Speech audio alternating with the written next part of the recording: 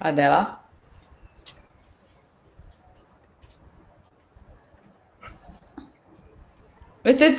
Bonjour! Bonjour. Alors, Mais il n'y avait rien avant, hein, juste pour dire. il y avait rien? Il y avait pas notre... Ouais, non, il n'y avait rien. Ah, ok. En Bon. fait, il y avait avant, il y avait les sons derrière, en fait, pour expliquer, je suis chez moi, chez mes parents, en Roumanie, là où j'ai grandi. Et Et t'es en où gros, exactement? ça s'appelle Slatina, l'endroit. Et sûrement, il y aura des voisins qui font du bruit, et des chiens et d'autres animaux. Parce que c'est une zone résidentielle où tout le monde fait ce qu'il veut, ce qui est très cool. Et t'es dans une espèce de patio de, je sais pas comment on dit, de C'est petits un jardins. truc, tu vois, les kiosques que Ah tu oui, mets dans le jardin pour manger et être trop à bien. l'ombre. Ouais. C'est pour ça que je voulais montrer derrière. C'est très vert, le jardin est magnifique. Est-ce que tu peux montrer un peu, juste un peu, ton jardin? Tu sais Alors, pas. je peux montrer. Ça, c'est la serre que mon père fait grandir des tomates qui sont super bonnes.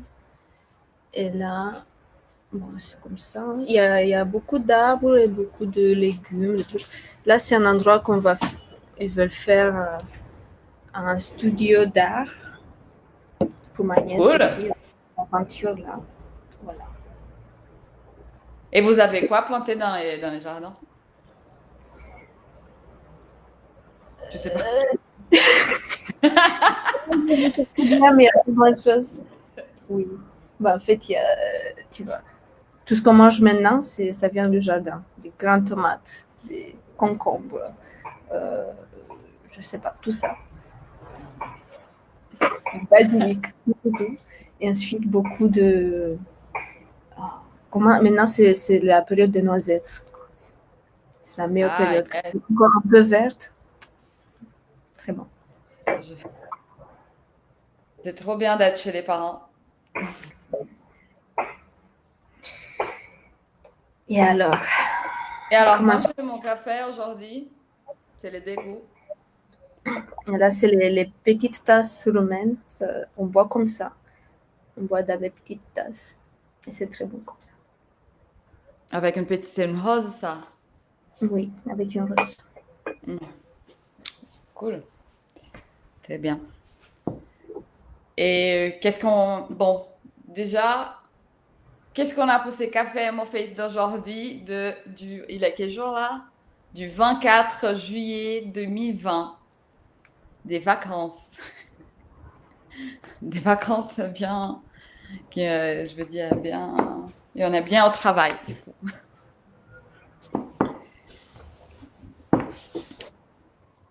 Bon, je parle ou tu parles? Allez, tu peux commencer. Ouais, cette semaine, je vais lire un peu le texte. Cette semaine, on a rencontré Alexandra Petrus. C'est comme ça qu'on dit? Petrouche. Petrouche. Oui.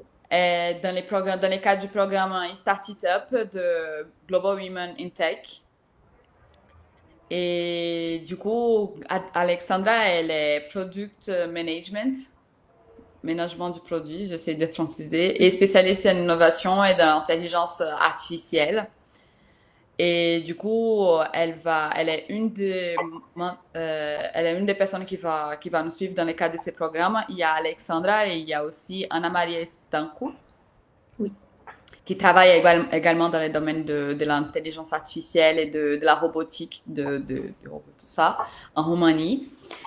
Et pour cette première semaine avec Alexandra, c'était trop bien. Franchement, on est très contente d'avoir toutes les deux en tant que conseillère parce que elle nous a donné plein de conseils par rapport à MoFace.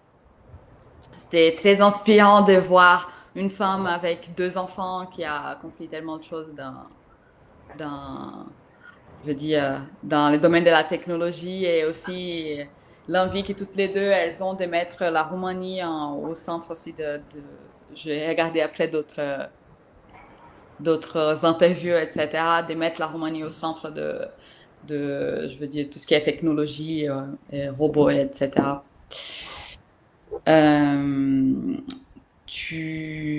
Et du coup, on a beaucoup échangé et on a établi nos objectifs de ces 2 mois des programmes et start-up avec Global Women Tech.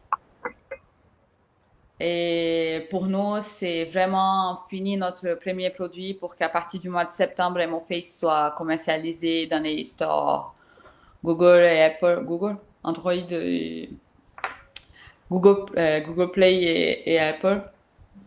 Et aussi, pour nous, c'est un vrai enjeu de pouvoir faire évoluer aussi nos rôles dans l'entreprise. Parce que grâce à iLab, comment dire, au concours iLab et tout ça, et aussi d'autres subventions, on va pouvoir travailler dans la recherche et développement de notre produit.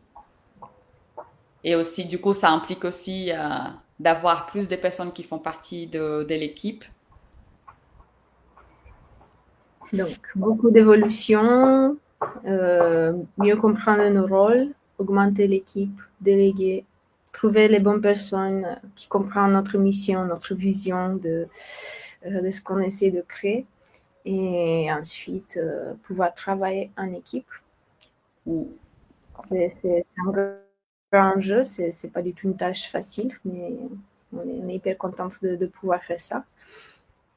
Et aussi, donc, un des premiers points sur lesquels on va travailler, c'est la communication, mais dans le sens de bien aligner toutes les informations qui sont liées au projet, les informations liées à nous deux, et de bien, on va dire, de bien créer le storytelling, donc vraiment raconter comment on est arrivé ici, pourquoi on fait ça, quel est le sens, notre vision du projet. Ouais, du coup, il y a un grand travail de rédaction de textes, de communication et de mise à jour de nos profils et aussi de la page de MoFace pour que tout le monde puisse comprendre mieux comment les produits vont évoluer et quelle est notre vision et tout ça. Et comme Adèle a dit, surtout pourquoi on fait ça, parce que c'est pas juste on a une idée comme ça, allez, on va travailler dans les domaines des compétences socio-émotionnelles et pour l'autisme. L'histoire, elle est beaucoup plus longue que ça, quoi. Ça vient pas d'hier, en tout cas, que cette envie, elle vient pas d'hier. Et on veut bien, je veux dire, transmettre cette envie aux personnes aussi qui vont travailler après avec nous et aussi aux personnes qui suivent, parce on a vraiment de la chance. On a rencontré tellement de personnes exceptionnelles et intéressantes, je veux dire, dans ces milieux, tellement motivées. C'est vraiment dans les domaines de l'autisme. C'est vraiment un plaisir de pouvoir travailler avec des parents, avec des professionnels. C'est super motivant. Bah pour moi, surtout parce que je dis pas que mais je veux dire, pour moi, j'ai pris beaucoup de temps pour entrer dans ces domaines-là, même si j'ai une sœur qui est autiste. Pour moi, ça m'a pris beaucoup de temps pour commencer m'impliquer vraiment dans les milieux. Je suis très contente de faire partie de MoFace, de pouvoir faire quelque chose pour, pour la communauté, pour d'autres familles qui ont aussi quelqu'un qui est autiste dans la famille et pour les personnes autistes, etc. Voilà. Oui. Donc, aussi, il y a toute la base scientifique, il y a nos histoires personnelles, pourquoi les émotions, les compétences sociales. Il y a quelques Ouais. bonnes années qu'on a cette idée, qu'on travaille dessous. Et c'est un grand travail de pouvoir transmettre tout ça dans une phrase, ensuite dans un paragraphe, dans notre site. Mhm. Et aussi, pourquoi ne pas parler aussi de nos problèmes avec les compétences socio-émotionnelles? Parce que du coup, moi, je me suis rendu compte qu'en fait, dans mon histoire de vie, en fait, j'étais quelqu'un qui avait vraiment beaucoup de mal à m'intégrer à me faire, à sortir de ma timidité et aller vers les autres et pouvoir parler tout ça. Même si c'était une envie que j'avais à l'intérieur de moi, ça m'a pris un moment, genre, de pouvoir sortir de mon cocoon et pouvoir aller vers les autres. Et du coup, je voulais savoir d'ailleurs pourquoi tu t'intéresses du coup pour les domaines. C'était pas du tout prévu de parler de ça. Pourquoi tu t'intéresses spécialement dans le domaine du socio-émotionnel ou... C'est c'est parce que je me suis rendue très, très tôt de l'importance de, de cette dimension humaine, on va dire, l'importance de la communication, aussi par rapport à mes propres difficultés que j'ai eues toute ma vie. Bien sûr, ça commence avec la timidité, plein de choses, mais qui jusqu'à aujourd'hui, ça reste, c'est un travail en continu que les gens doivent faire, c'est un travail en continu pour moi aussi. C'est ce qui m'a réveillé l'intérêt de bien étudier, on va dire d'un point de vue psychologique, comment ça se passe, mais aussi de l'intégrer avec, de trouver des solutions et des liens avec la technologie aussi. Donc, on va dire, c'est plutôt la communication émotionnelle qui m'intéresse beaucoup. Et ça, c'est bon, pour parler plus court de ça, pendant mes travaux sur les émotions, j'ai beaucoup rencontré on va dire, découvert les difficultés dans le monde de l'autisme. J'ai beaucoup Mhm. empathisé avec ça et en rencontrant beaucoup plus de personnes qui rencontraient, on va dire, toutes les problématiques des interactions sociales, de la communication sociale. Ça, c'est devenu pour moi clairement la direction d'y aller, de beaucoup creuser, de trouver des solutions. Et donc, c'est vraiment une passion pour ce domaine. Et c'est, à mon avis, c'est quelque chose de très, très, très important pour l'épanouissement personnel et aussi pour le succès dans la vie, la communication. Euh, et donc, travailler dans ce domaine c'est très important pour moi.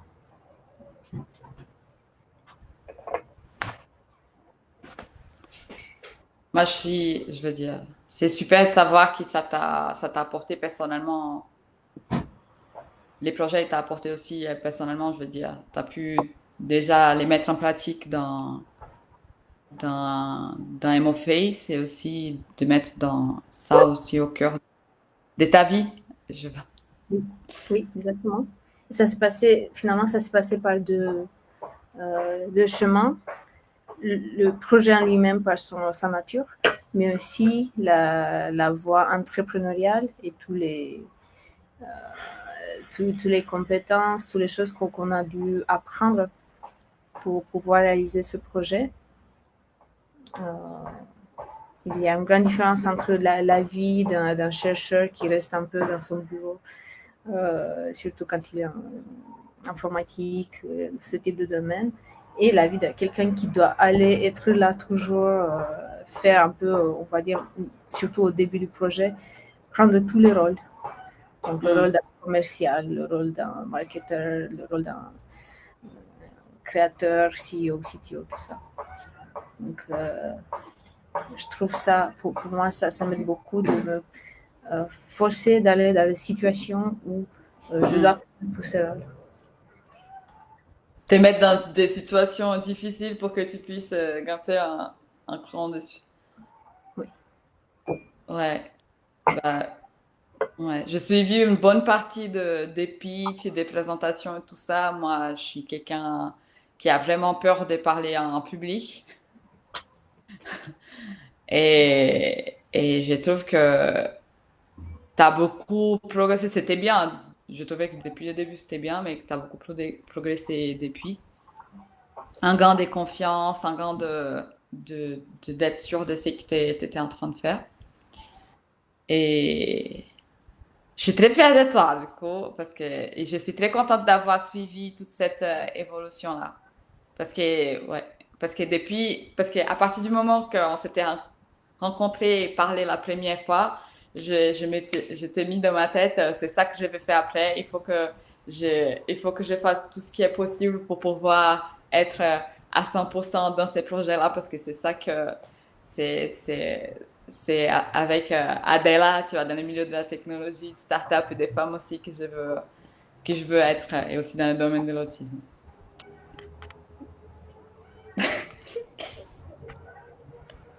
Également pour moi, hein, c'est génial de voir dans ces 3 ans de travail ensemble comment nous deux on a évolué. Et sachant que toi, grâce à toi, on a pu travailler avec Rona et Pia, on a pu faire pas mal de choses. C'est super de voir que tu étais là, tu as pris toute seule, tu as fait le pitch, et surtout, ouais, c'est la possibilité de ouais, la communication, de l'émotion. Je pense que tu es très forte là. C'est toujours difficile, je trouve. Mais c'est plus, je trouve que c'est plus facile en face d'un écran comme ça, là, comme on est en train de faire, on est juste en train de parler, mais oui, c'était, merci. C'était un grand défi, en fait. Et ça continue d'être un grand défi, ça va être toujours comme ça. Et bon, et j'espère qu'on continue à évoluer et voilà, qu'on n'oublie pas ces premiers jours qui ont été plus difficiles et qu'on continue à travailler à, Et on a le message de notre ami de Lyon qui nous dit, pour résumer simplement, vous êtes comme moi, HP au potentiel. Peut-être, peut-être. Ça, je pense que ça sera. Moi, ce que j'aimerais bien à un moment donné, ça serait de faire vraiment aller voir un spécialiste parmi nos amis, nos partenaires spécialistes, euh, passer quelques tests pour voir où nous on est de ce point de vue. Ça serait intéressant. moi, je pense, bref, moi, je pense pas, je me trouve tellement normale par rapport à, comment on dit, neurotypique par rapport à ma famille, parce que dans ma famille, on est très spécial, on peut dire, chacun avec sa particularité. Je me trouve même, mais c'est ça qui a formé mon caractère. Je veux dire, j'ai eu de la chance, j'ai eu de la chance de grandir avec des personnes qui étaient pas, je veux dire, conventionnelles, je sais pas comment dire. Et c'est ça qui a formé mon caractère. Et, et dans les milieux ordinaires, c'est vrai que avec eux, je me sens très normale, très, et avec d'autres personnes du plus milieu ordinaire, je me sens trop, je sais pas, différente. Bref, mais je pense que c'est ça aussi qui forme nos personnalités. C'est très important, en fait, d'être au milieu de différents types de personnes et de pouvoir être dans des milieux différents, je sais pas. Après, il ne faut pas oublier que nous, on vient des cultures assez différentes. Ah oui, mais ça c'est. Chacune. Moi, par exemple, je peux dire, même aujourd'hui, que je me sens. Je pense que je me sens plus à l'aise de certains points de vue en France qu'en Roumanie. Ou quand j'habitais à Danemark, là, je me sentais le plus à l'aise. Pourquoi? Par rapport aux gens autour de moi. Mais par rapport à la manière de communiquer et de discuter. Ah, Ouais. parce qu'ils étaient plus directs, non? Il n'y a pas un truc comme ça ou pas du Oui, tout? oui, très, très, très direct avec un humour très spécial. Ah, Assez dark d'un certain point de vue, mais des gens directs qui n'ont pas besoin de passer par des formules de politesse et tout ça. Non, pas besoin. Juste ouais, je vois ce que tu veux dire.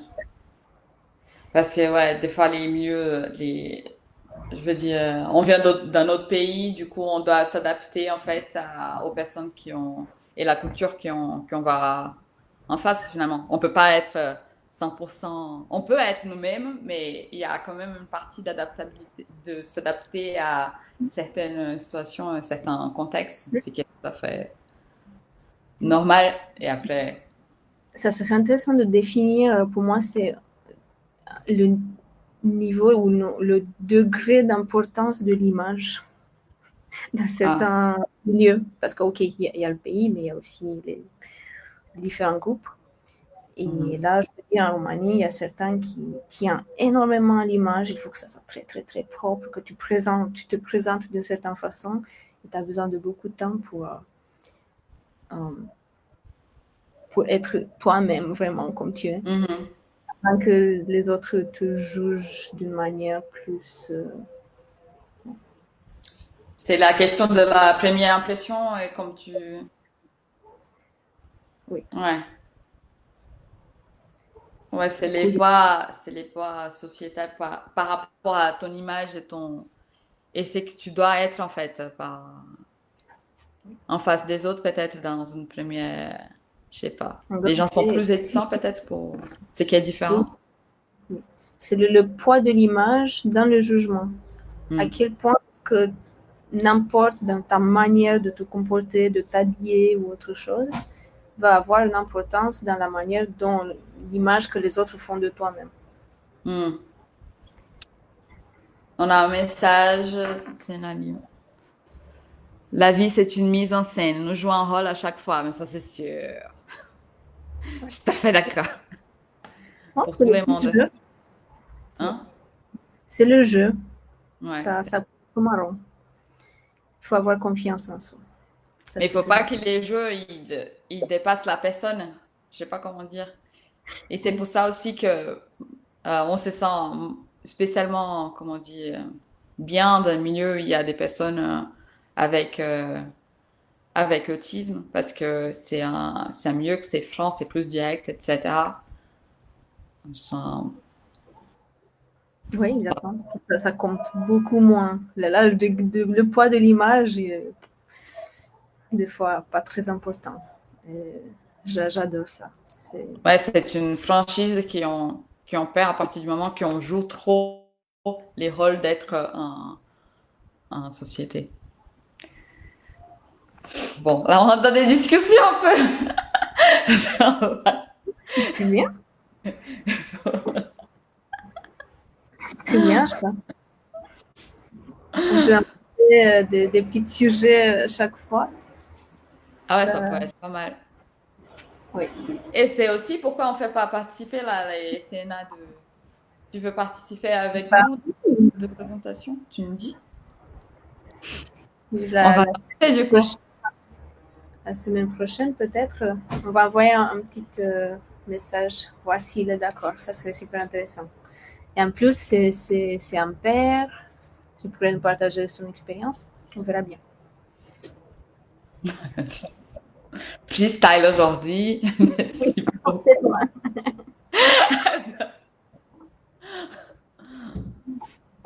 Bon, je pense on peut clôturer la session d'aujourd'hui. oui. On va passer tous les matins en train de... je pense qu'on peut, ouais, c'est vrai, on peut toucher des sujets et ça peut être intéressant, quoi. Comme ça, différence des pays et tout ça. Comment s'adapter à certaines... Avec Avec, plaisir, super. on va parler. Très bien. Bon, bah, on vous souhaite une bonne journée et un bon week-end. Pour ceux qui sont en vacances, profitez-en.